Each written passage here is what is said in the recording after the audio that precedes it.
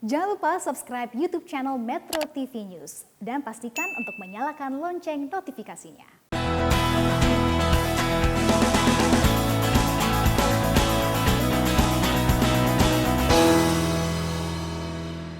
Kawan Susi, kita kembali bertemu lagi di Susi Cek Ombak ke laut saja.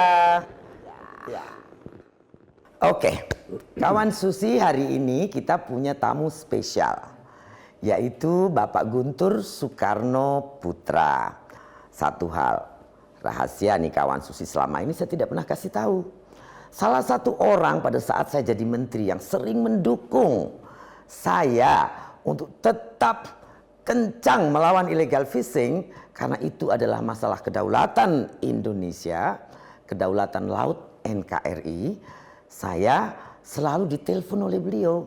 Beliau banyak bicara tentang pertahanan, keamanan, kedaulatan dan lain-lain. Sebetulnya concern dan pemikiran Mas Tok ini apa saja yang Mas Tok pikir ini harus disampaikan kepada ya tentu yang berwenang, pemerintah, TNI dalam hal ini.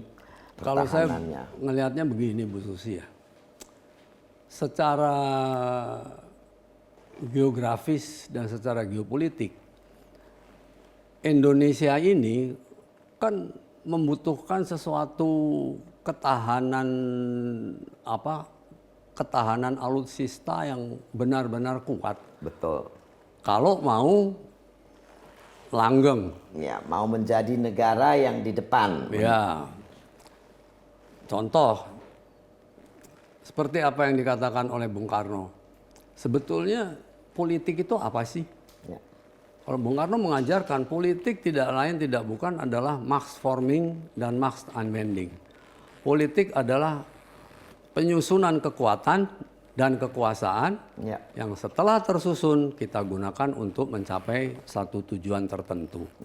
Oleh karena itu waktu ada kampanye pembebasan Irian Barat, Trikora, pada saat pertama Bung Karno itu minta bantuan alutsista itu ke Amerika, tapi Amerika nolak dengan prasyarat macam-macam.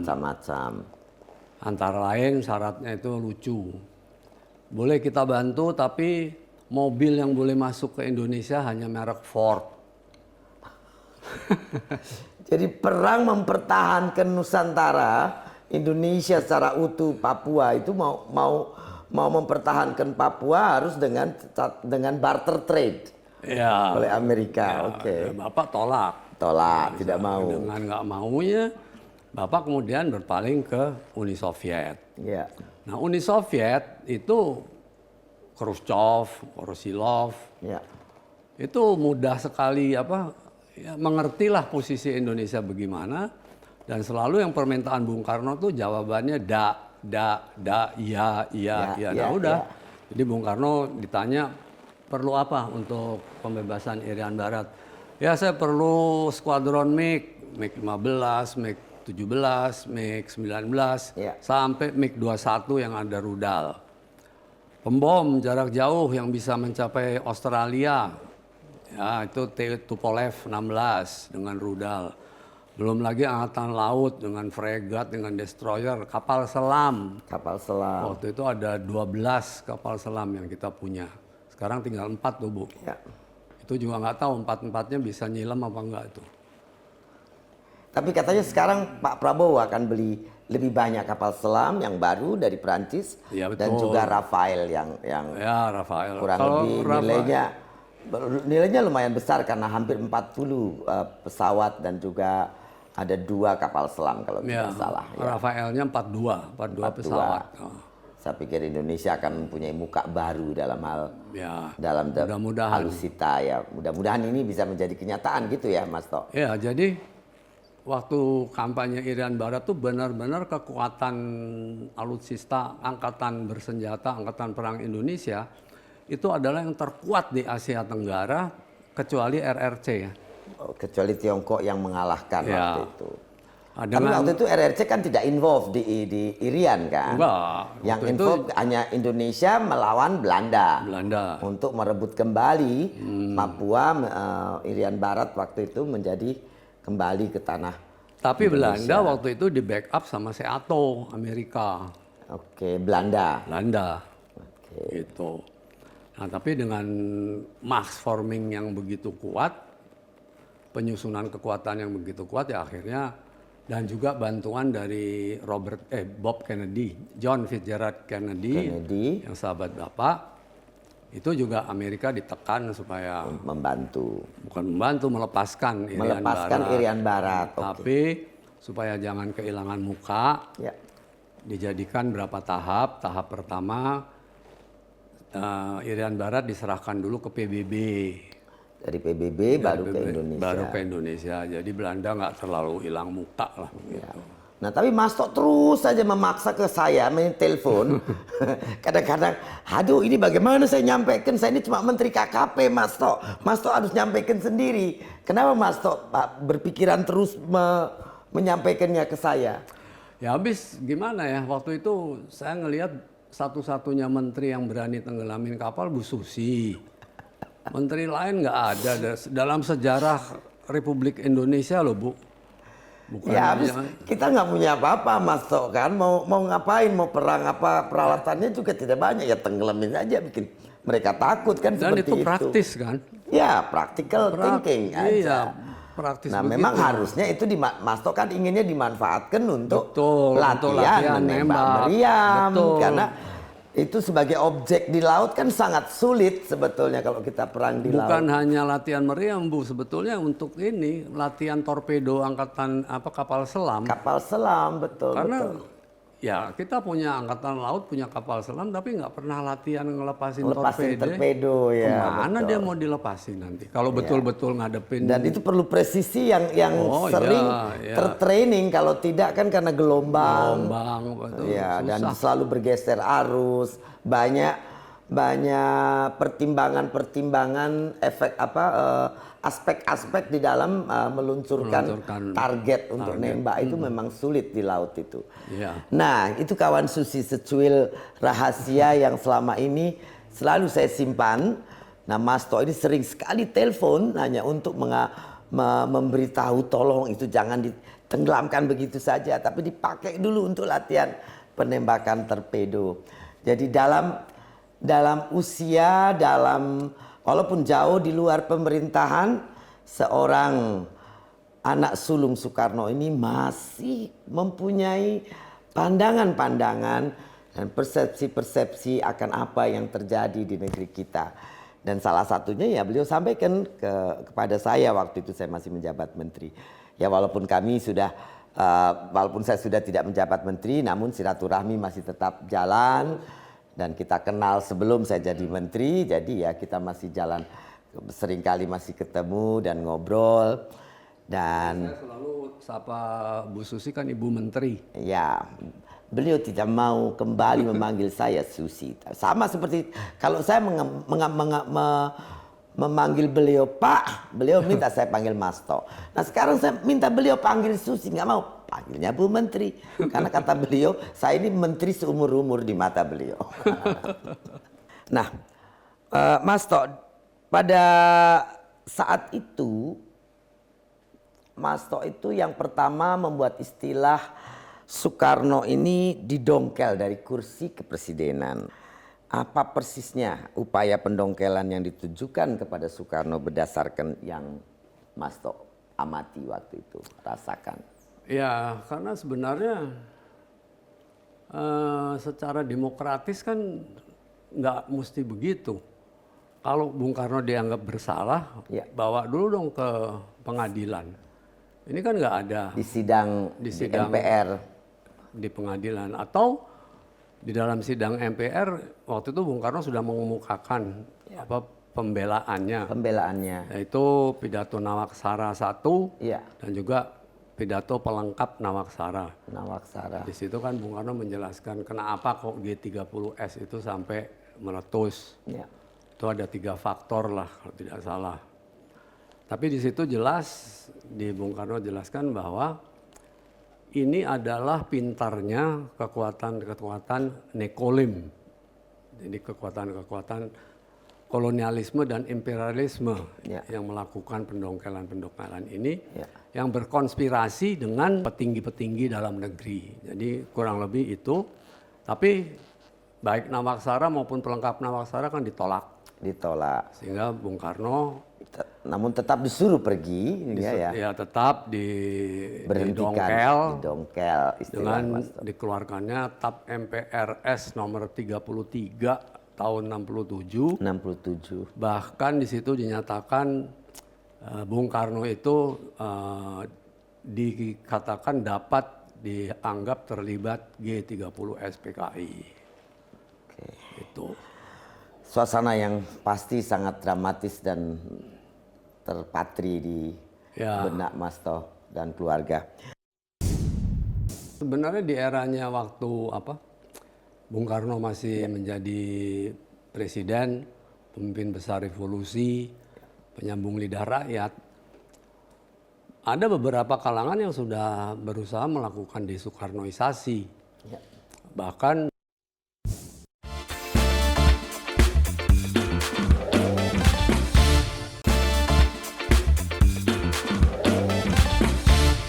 kawan Susi, kita lanjut. Tadi kita sudah dengar sebagai anak sulung untuk terus melakukan pembelaan atas ayahandanya. Sebetulnya pada saat Mas Guntur merasakan ada kawan Susi, kita ini merubah susah, jadi kembali ke Mas Toh. Pada saat Mas Toh merasa ada desoekarnoisme ini, apa yang Mas Toh desoekarnoisasi ini apa yang Mas Toh lakukan? Saya melihat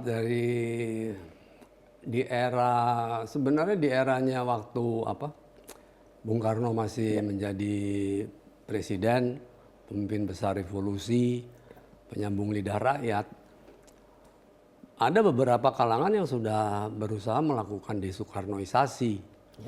Bahkan melakukan kegiatan separatisme. Persatuan Indonesia mulai dipecah-pecah. PRRI Permesta. Nah, setelah Bung Karno didongkel, ya praktis yang namanya desoekarnoisasi itu tambah menggebu-gebu lah. Jadi misalnya saja apa yang saya alami lah. Itu saya itu secara berkala itu harus ikut, apalagi kalau saya mau menjadi rekanan di suatu BUMN, itu saya mesti kena namanya screening. Itu ditanya macam-macam, segala macam. Jadi seolah-olah mau menghapuskan aliran idealisme dan juga bahkan darah. Kalau di screening anak siapa ini siapa, kan menjadi itu udah betul-betul seperti gerakan pemotongan. Semua yang berbau Soekarno begitu. Nah, jadi ada pertanyaan yang paling menjebak sebetulnya untuk saya, itu adalah pertanyaan kapan Pancasila dilahirkan. Nah, kalau seorang atau siapa menjawab Pancasila itu dilahirkan 1 Juni oleh pidatonya Bung Karno, itu pasti nggak lulus screening. Tapi jawaban yang betul kalau menurut tim screening itu adalah 18 Agustus. Setelah hari kemerdekaan. Setelah ada Undang-Undang Dasar 45. Nah, saya seperti saya udah utarakan di muka, saya ini kan mempertahankan ideologinya Bung Karno. Harus secara kokoh berpegang terus kepada ideologi. Jadi saya dalam hati ya udah, kalau saya lulus syukur, nggak lulus ya nggak apa-apa. Tapi saya tetap jawab hari lahirnya Pancasila adalah 1 Juni 1945. Anehnya nih Bu Susi, dari sekian banyak screening yang dipimpin oleh perwira menengah eranya Pak Harto, dari sekian banyak screening kok saya lulus tuh. Cuman berapa lah yang nggak lulus. Jadi saya pikir-pikir nih, rupanya ini perwira-perwira ini masih simpatisannya Bung Karno kali ya. Mereka masih tetap merasa bahwa Bung Karno ini memang benar pada Mas Tok. Sejak kapan Mas Tok merasa desoekarnoisasi ini menguat atau massively dilakukan? Ya sejak eranya Orde Baru. Oke, 65 kemari. Ya 67 ke depan. 67, 68. Tapi sekarang pun masih terjadi desoekarnoisasi di dalam era reformasi ini. Yang Mas Tok maksudkan desoekarnoisasi itu juga yang gerakan-gerakan yang mengancam kepada persatuan Indonesia. Iya. Itu kan maksudnya. Iya. Ya memang kalau kita tidak teguh-teguh menjaga keutuhan NKRI, negara kita bisa terpecah belah oleh separatisme, kesukuan, yang semestinya tidak harus terjadi karena Indonesia ini bangga bersatu menjadi NKRI dengan segala perbedaan yang ada di dalamnya, perbedaan suku, bahasa, namun tetap agama, namun tetap menjaga persatuannya dalam bahasa persatuan dengan kesatuan ideologi yaitu Pancasila. Nah, kawan Susi tadi perbincangan dengan Pak Guntur Soekarno putra sulung Bung Karno. Masih ada lagi yang ingin disampaikan kepada kawan Susi, Mas Tok? Terserah Bu Susi mau nanya apa. Ya, saya kan udah janji. Mungkin pesan Mas Tok kepada masyarakat Indonesia sekarang, kepada kawan Susi terutama. Ya, kalau untuk masyarakat Indonesia, kawan Susi terutama, saya itu ingin melihat Indonesia ini sekarang, terutama setelah ada amandemen Undang-Undang Dasar 45, itu terjadi celah yang membuat masuknya ideologi transnasional. Ya. Sehingga ideologi kita itu seperti apa yang saya katakan selalu, ideologinya ini ideologi 50% tambah 1, artinya liberal kapitalistik yang sekarang berlaku ini. Nah ini terus terang kalau dibiarkan saja, ya suatu saat Indonesia mungkin jadi bisa negara federal, negara RIS lagi, akan terpecah-pecah dan lain sebagainya. Dan ini harus diatasi. Nah caranya bagaimana? Kalau visi saya, terutama untuk generasi muda, kawan-kawan Susi juga. Ya. Pemerintah sekarang dengan segera harus memasukkan lagi kurikulum budi pekerti di dalam kurikulum sekolahnya, mulai dari sekarang SD. Ini SR ya, SD sampai SMA. Kemudian harus dibarengi juga dengan pendidikan nation and character building, pembangunan watak, indoktrinisasi untuk nation and character building, pembangunan watak dan jiwa bangsa. Karena tanpa dua itu kita akan tambah lama tambah tenggelam. Dan ini saya mengharapkan terus terang dari pemerintah dalam hal ini Presiden Jokowi mau memulai memasukkan kurikulum budi pekerti dan indoktrinasi nation and character building di seluruh jajaran masyarakat dan bangsa Indonesia. Ya memang kalau kita lihat sekarang ini generasi milenial, nanti bahkan ada generasi Z. Nah mereka ini kan sudah berbeda dengan generasi kita. Kalau mereka ini katanya lebih kepada teknologi, dan memang saya melihat kadang-kadang ya budi pekerti ini menjadi hal yang sangat penting karena itu juga sebuah value kan, nilai kebangsaan. Situasi politik, situasi kondisi sosial itu juga akan memburuk kalau manner is matter daripada masyarakat bernegara maupun bersosialisasi itu tidak ada budi pekerti. sehingga semua saenake dhewe semena-mena kan. Jadi itu sangat penting sekali untuk dilakukan. Saya setuju dengan pendapat Mas Tok. Nah, kawan Susi, jadi banyak kisah yang kita tidak tahu. Terima kasih loh Mas Tok telah berkenan Baik, Bu hadir. Menteri. Bu Menteri lagi. Nah, kawan Susi, pandemik ini masih terus ada sampai dengan hari ini.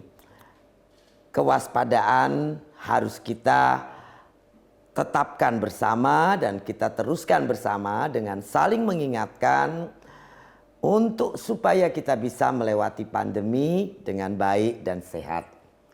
Semoga pandemik ini segera berakhir dan kita semua di ujung pandemi tetap sehat. Lakukan prokes, yaitu kenakan masker, mencuci tangan, dan menjaga jarak. Protokol kesehatan ini menjadi penting pada saat kita akan melakukan kegiatan-kegiatan bersama. Terima kasih kawan Susi. Jangan lupa tetap nonton Susi Cek Ombak. Susi Cek Ombak, ke laut saja. Ke laut saja. Kalau aku jadi orang tua, ini yang akan aku lakukan ke anakku. Nggak malu untuk minta maaf gitu. Berbesar hati bahwa orang tua nggak selalu benar loh gitu. Maksudnya gini, orang tua bukan berarti, atau gini, dalam konteks itu bapak benar, tapi kan tetap nyakitin buat anak-anaknya mungkin.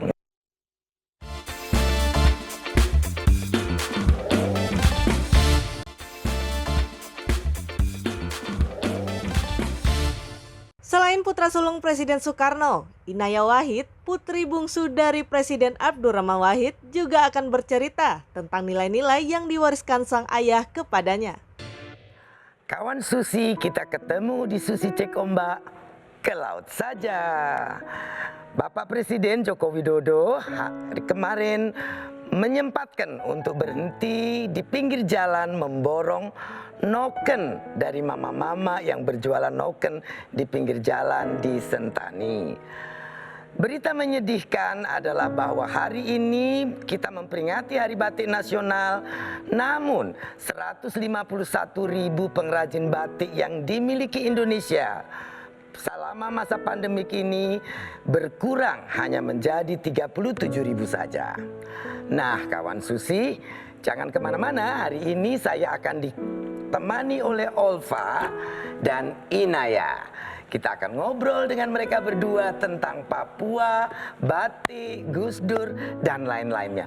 Juga Mbak Yeni Wahid, juga Mama Ibo dari Papua. Yuk kita duduk yuk. Halo, apa kabar? Ibu, hai. Kalau lihat Inaya ini luar biasa. Iya. Kenapa? So is Yes. warna rambutnya. Radiance, ya, you Tapi look like di radiance. sini juga ada lagi Olfa ini. Putri Indonesia 2015. Intelijensia, Bu. Intelijensia, pasti sangat pintar. Dari BIN ya? Dari BIN. Dulu Putri enggak. intelijen? Putri intelijen. Iya. Beda ya? Itu intelijen aja. Pintar yang dimaksud. Amin, amin, insya Allah, amin. Olfa, tadi Halo, ada Ibu. berita tentang Papua. Gimana? Sekarang kan Pak Presiden ada di Papua Betul. untuk membuka PON. Iya. Apa pendapat, apa kesannya untuk Olfa yang orang Papua ini? Saya yakin sekali bahwa ketika Bapak kemarin turun dan berbelanja noken di pinggir jalan, untuk belanja nokennya mama ya, kita panggilnya tuh semua ibu di sana kita panggil mama. Ya. Itu pasti semua masyarakat itu yang ngelihat pasti excited dan saya sudah Excited. membayangkan itu. Saya aja yang cuma lihat videonya excited, apalagi mereka ya Bu. Itu satu penghormatan sekali karena begitu rendah hatinya pemimpin kita gitu loh Bu. Jadi pasti Dan orang tentang PON di Papua, kesannya apa nih? kesannya tuh rame banget kan Bu, dan ini kan semua orang kesana. Jadi saya pikir ini hal yang sangat luar biasa untuk menyatukan rakyat Indonesia gitu loh Bu. Itu kesannya fantastis aja menurut saya, dan Bapak betul-betul turun ke sana, orang-orang Papua. Membuat Papua menjadi betul bersama Betul, Indonesia. Indonesia seluruhnya ada di sana Ada kan Bu. di Jadi sana, Bhinneka Tunggal karena Ikanya dari sekarang ada di mana-mana sana. datang ke Papua. Betul, iya itu luar biasa Nah, sekali. kita ngomong-ngomong Papua, Ya. di sini ada Inaya nih. Iya, halo Mbak. Gimana? So, you kan dekat dengan Papa, dengan Gus Dur. Salah. Salah. Karena hampir nggak pernah ketemu. Karena you pernah marah sama Gus Dur karena Gus Dur tidak memprioritaskan anak dan istri. Betul. Gimana ceritanya? Betul. Jadi dulu Gus Dur itu suka bilang ke teman-temannya, saya tuh takut ya, suatu saat pulang ke rumah, terus ngetok pintu gitu, Oke. terus anak saya yang bukain, terus mereka nanya, mau cari siapa om gitu. Saking anak-anaknya nggak kenal sama bapaknya karena nggak pernah pulang. Kalau Bang Thoyib cuman nggak pulang 3 kali lebaran, ayah saya mungkin lebih lama. Jadi ya gitu, tapi ujungnya kami tahu kalau itu karena apa ya, berjuang buat negara. Jadi ujung-ujungnya akhirnya malah saya ngerasa Urutan prioritas Gus Dur itu apa sebetulnya? urutan yang Seperti pertama, apa? oke, Ya. urutan yang pertama tentu aja Gusti Allah, Islam Oke, gitu ya. ya. Yang kedua terus kemudian adalah negara, gitu. Terus kemudian yang ketiga NU. NU. Terus, nah, Terus anak keluarga istri? ada di sekitar 100 berapa gitu. Oke. Terus anak istri? Ya, maksudnya anak istri ada di mana ya? Aduh kok catatannya nih panjang banget ininya daftarnya. Karena Tapi he loves you kan? Ada satu momen dia meminta maaf tentang hal itu toh. betul, Yang betul. bikin you sangat bahagia. Ya, aku ngerasa bahwa itu jadi kayak saat ayahku minta maaf gitu, kayak maaf ya bapak nggak memprioritaskan kalian gitu. Dan karena tahu prioritasnya yang lebih tinggi itu sebenarnya juga adalah sesuatu yang emang jauh lebih penting daripada kami yang recehan ini gitu ya. Jadi itu termaafkan dan bukan hanya termaafkan, tapi aku ngerasa kayak oh kalau aku jadi orang tua, ini yang akan aku lakukan ke anakku. Nggak malu untuk minta maaf gitu, berbesar hati bahwa orang tua nggak selalu benar loh gitu. Maksudnya gini, orang tua bukan berarti, atau gini, dalam konteks itu bapak benar, tapi kan tetap nyakitin buat Oke. anak-anaknya mungkin gitu. Tapi berbesar hati meminta maaf itu buat aku bikin ayah jadi See? nilainya jadi Beliau lebih minta naik maaf lagi. karena cinta pada anak Betul. dan istri. So I love you so you nggak perlu baper lah. Enggak gitu. dong, enggak dong. Cuman Cuma kadang-kadang jengkel ya. Manusia ya. Sedih. Oke. Cerita tentang batik. Kita ini kan sedang memperingati Hari Batik Nasional. Gus Dur ini pecinta batik.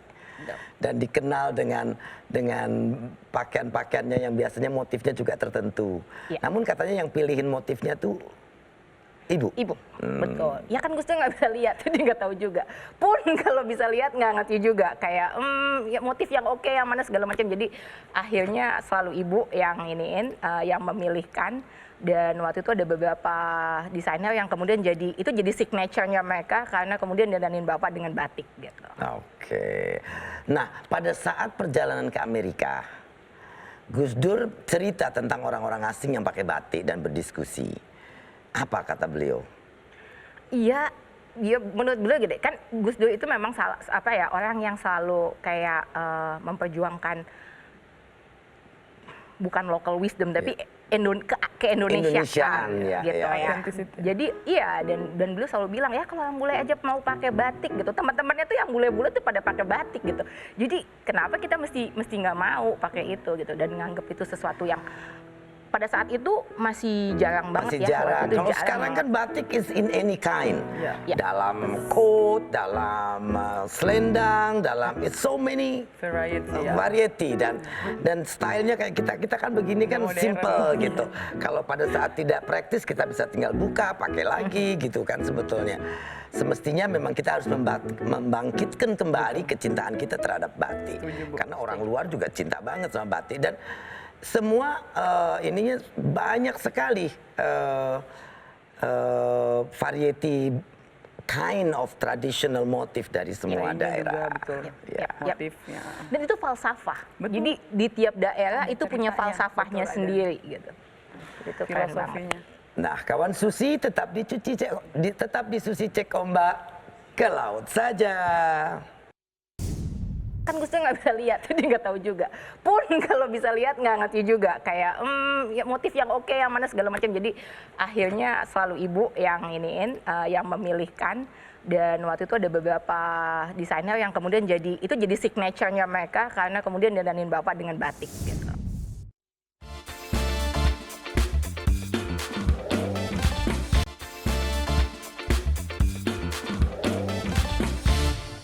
Nah, kawan Susi, saya akan lanjutkan bincang-bincang dengan Inaya. Olfa, kita bertanya sama Inaya. Pokoknya kita chit-chat untuk mengingatkan kita tentang Hari Batik Nasional. Nanti juga akan join sama kita Mama Ibo. Ya. Nah, tadi belum cerita tentang batik Gus Dur yang dipilih oleh Bu Sinta. Mungkin bisa kasih lihat koleksinya Gus Dur itu seperti apa? Tadi aku sangka aku mau ditanyain soal PON loh. Kan tadi kakakku kan tanyain soal PON. Iya, Aku enggak. iya untuk Mbak Iya. Yeni kan Ketua Federasi Panjat Tebing. Aku Ketua Federasi Panjat Sosial. Panjat sosial, yeah. Bansos. That's a difference. Jadi cerita tentang batik, nanti cerita tentang Gus Dur dan segala passion beliau tentang batik. Kenapa, filosofi apa yang Gus Dur lihat dari batik? Kenapa beliau tuh memperkenalkan batik untuk dipakai dalam situasi-situasi formal kenegaraan? Oke, gini, mungkin bukan kenapa batiknya per se, Iya, karena oke. nggak masalah bajunya apa gitu ya. Maksudnya dalam artian bajunya bisa mungkin ikat, mungkin bisa motif lain gitu Oke, ya. oke. Tapi yang tadi Mbak Yeni kan sempat bilang tuh salah satunya misalnya mengembalikan nama Papua kayak Oke. gitu. Nah, Gus Dur itu percaya bahwa identitas itu ya sudah memang kita rayakan Penting gitu. untuk Iya. itu bagian dari ditunjukkan dan martabat dipakai kita, dan bagian dari ya. kekitaan gitu Ya, ya. Jadi kekitaan salah itu satunya dari- adalah oke. identitas. Dan Gus Dur itu orang yang suka selalu bilang bahwa jangan malu sama identitas kita. Kita tuh sering marah, ini diambil sama negara ini, sama Betul, negara betul. itu. Tapi kita Itu nggak sih. pernah mau pakai. Bener. Tapi kitanya sendiri malu. Ya, cara yang Malaysia paling banyak gampang. memperkenalkan batik-batik Batik yang Indonesia, bener. sebetulnya banyak desain aslinya desain Dari kita Indonesia. katanya tuh. Betul, betul. Oke. Bahkan dari kata batik sendiri itu kan dia filosofinya dari kata ombo titik. Jadi titik yang kemudian Ombo, melebar. titik yang melebarkan. Jadi ya, dari Kecil-kecil. katanya, asal katanya aja udah jelas. Itu memang ada falsafah siapa diri kita gitu. Jadi itu yang aku rasa sih emang ingin dibawa oleh Gus Dur gitu. Nah, sebelum nanya tentang kegiatan Inaya lain, aku mau undang dulu Mama Ibo nih. Mama Ibo dari Papua yang mana sejak tahun 1980 sudah memperkenalkan batik. Dia berangkat ke Jogja dan memperkenalkan batik di Papua. Halo Mama Ibo, apa kabar? Kabarnya baik. Selamat malam. Selamat malam Mama Ibo. Senang ada PON di Papua, Mama. Senang sekali. Nah, Tapi Mama rasa bahwa tadi saya nonton Bapak Presiden buka ya secara resmi. Mama Ibo pengen ketemu langsung dengan Pak Presiden. Kasih tunjuk batiknya Mama Ibo sama Pak Presiden, Kak. Tidak. Itu yang Mama bilang. Tadi saya lihat ada yang kasih hadiah. Saya bilang, orang Papua tidak tahukah saya bikin batik baru. Saya sudah siap. Coba bilang kemari kasih hadiah. Mau kasih Begitu. hadiah sama Pak Iya. Presiden. Oke. Ya merah putih ada ini mau pakai. Oke, nanti mungkin Pak Presiden nonton malam ini. Besok Mama dipanggil oleh Pak Presiden untuk bisa kasih hadiahnya. Ya bolehlah saya siap. Siap Siapkan. untuk datang. Mama boleh cerita tentang Mama mengenal batik dan memperkenalkan batik di Papua, Mama? Saya tahun 91 itu belajar batik di Jogja. Lalu saya pulang. Yang menjadi kendala bagi saya itu obatnya itu Naftol. Naftol itu kuku hadis kata teman-teman di sana. Jadi saya senang membatik, senang sekali karena itu sesuatu hal yang baru bagi kami orang Papua. Ini masalah anak-anak sekolah tapi Naftol itu yang bikin masalah. Lalu saya pindah lagi ke ini. Sekarang di Jakarta obatnya itu bagus dan saya latih semua orang bagus. Ya, supaya tidak tercemar. Begitu. Cantik. Begitu Ibu. Warnanya Saya luar senang biasa batik. ya Mama, indah sekali, cerah-cerah. Batik yang Mama pakai juga cantik ya malam ini. Merah putih ini golongan ningrat yang harus pakai motif ini. Ya, itu yang biru tadi juga cantik sekali Mama. Luar biasa, indah sekali.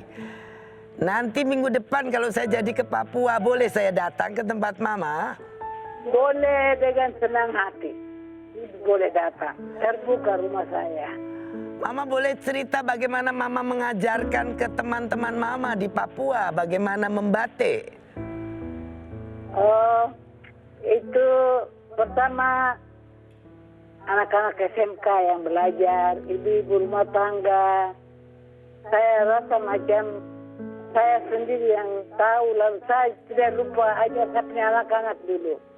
Anak-anak pulang sekolah juga ada orang belajar. Semua ini tahu membatik. Makanya batik itu saya lihat sesuatu yang sangat menguntungkan keluarga. Bukan batik itu menjadi tradisi kami orang Papua. Kami itu hanya tali nokeng, tapi batik itu sesuatu hal yang baru buat kami orang Papua. Saya senang sekali membatik. Makanya saya tularkan semua itu ke orang yang datang mau belajar, boleh belajar. Begitu, Bu.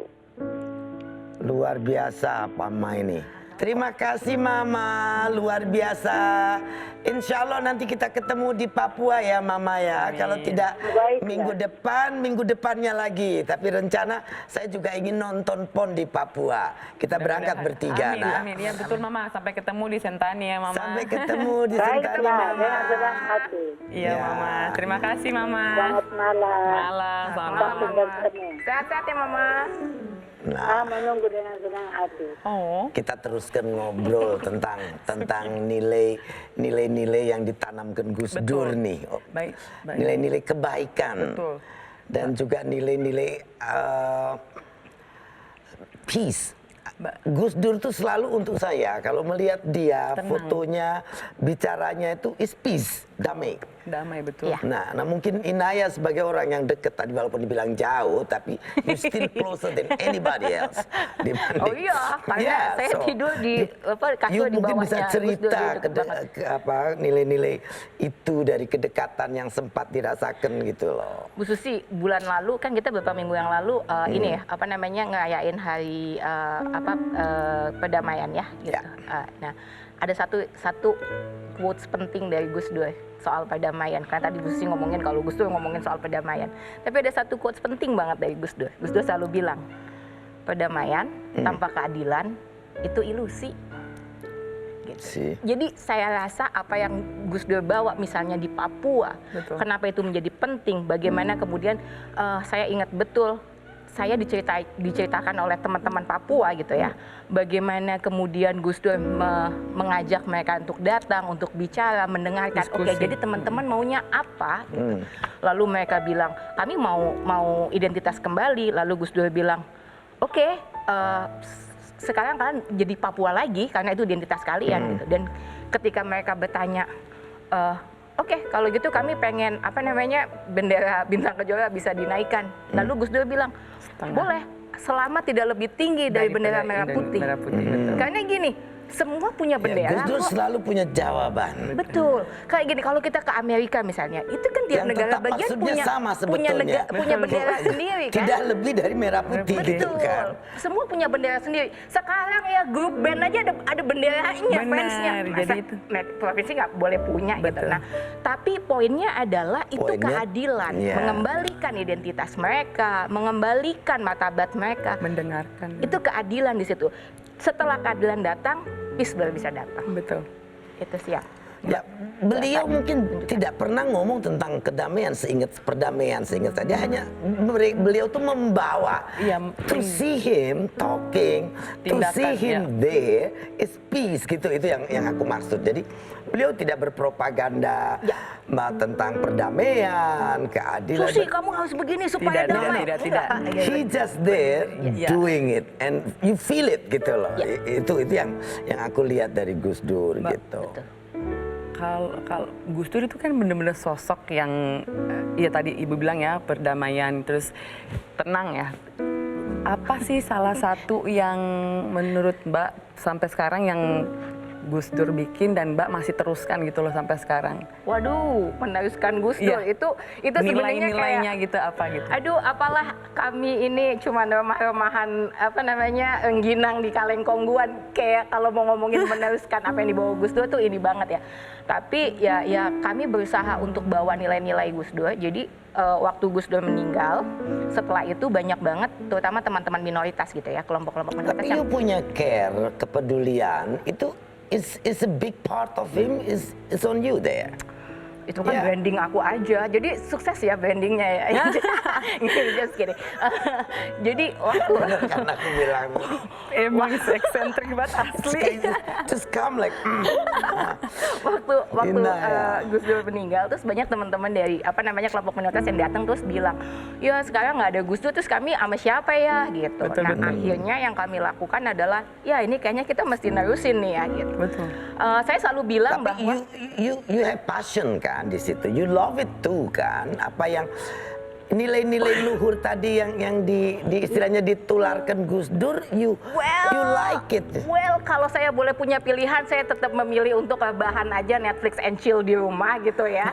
Tapi But that's not you. Tapi kan- You will be boring when you can do that. ya maybe. Tapi ya sudahlah, itu PR bersama kami, ya udah, jadi dilanjutkan aja. Nah, dari tadi kita sempat terpotong karena keburu Zoom dengan Mbak Yeni dan Mama Ibu. Di sini nih ada batik yang katanya sangat disukai Gus Dur. Mungkin bisa cerita, Inaya. Iya, ini kalau disukai oleh Gus Dur, sekali lagi kan Gus Dur juga nggak lihat bentuknya. Jadi itu kata-kata itu agak mungkin karena bahannya enak dan segala macam see. gitu ya. Tapi ini salah satu desainer kenamaan Indonesia yang kemudian membuatkan batik ini untuk Bapak, dan semua orang ngerasa ini kayaknya keren banget ya dipakai Gus Dur gitu, dan ini hanya kemudian jadi signature look-nya si desainer tersebut. Gitu. Dan akhirnya jadi semua orang waktu itu, saya inget banget, melabeli batik dengan motif kayak gini jadi batik Gus Dur. Itu kan lereng. Iya, aku sendiri nggak tahu namanya apa, motifnya apa, tapi akhirnya jadi motif kayak gini tuh orang pada banyak yang bilang, itu tuh batik Gus Dur, itu batik Gus Dur gitu. Dan iya, akhirnya kemudian jadi trendy. Trending topik. Nah, jangan kemana-mana kawan Susi, tetap di Susi Cek Ombak, ke laut saja.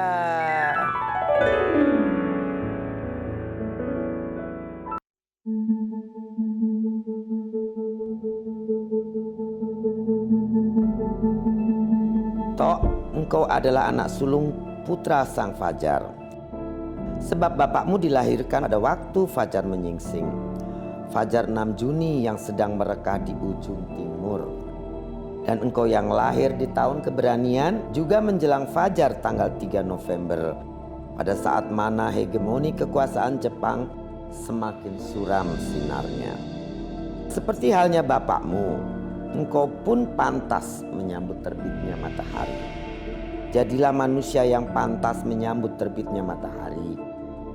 Ingat, yang pantas menyambut terbitnya matahari itu hanya manusia-manusia abdi Tuhan. Manusia-manusia yang manfaat. Karena itu jangan cengeng. Buktikan kepada setiap orang yang menatapmu bahwa engkau memang pantas menjadi anak sulung Soekarno.